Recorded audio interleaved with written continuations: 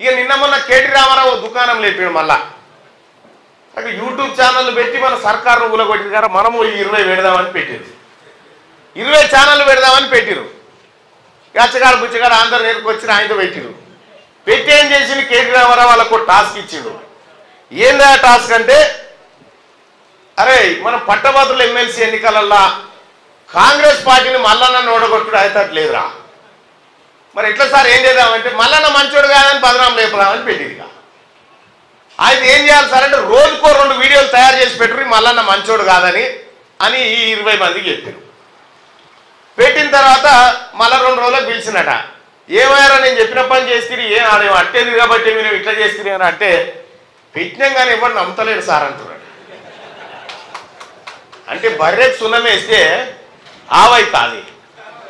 బర్రెకు సున్నం వేస్తే ఆవైతాదన్నా ప్రశ్న కడుపు మండి రావాలన్నా పోరాటం కడుపు మండితో వస్తుంది నీవు కడుపు నిండి దొంగ ఉద్యమాలు చేసి దొంగ మాటలు చెప్పుదామని తిరుగుతా ఉన్నావు ఇలా ముఖ్యమంత్రి రేవంత్ రెడ్డి గారిని పట్టుకొని కేటీ రామారావు అంటాడు బ్లాక్మెయిలర్ అంటాడు తీన్మార్ మల్లన్నను పట్టుకొని బ్లాక్మెయిలర్ అంటాడు తీన్మార్ మల్లన్న ఈ 10 ఏళ్ళు బట్టి కొట్లాడుతుండు కదా ముఖ్యమంత్రి మీ అయ్యనే కదా మంత్రులు నువ్వు నీ బావనే ఉంటుంది కదా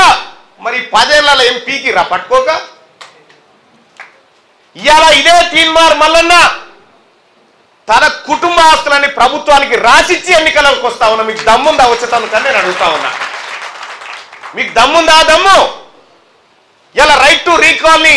మా పైన ఇంప్లిమెంట్ చేసుకునేటువంటి నికార్స్ అయిన కాంగ్రెస్ పార్టీ కార్యకర్తగా వస్తా ఉన్నా మీకు దమ్ముందా అట్లా రావడానికని నేను అడుగుతా ఉన్నా ఏం చేసిరని వస్తారు మీరు ఎంతమంది నిరుద్యోగుల జీవితాలతో ఆడుకున్నారు అందుకోసమే సోదరులారా ఇవాళ నికార్స్గా నిఠారుగా నిలబడి కొట్లాడిన మీ బిడ్డ తీన్మార్ మల్లన్న ఓవైపు ఉన్నాడు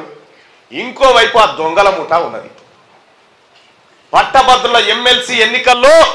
మీరందరూ ఆశీర్వదించిన తర్వాత తీన్మార్ మల్లన్న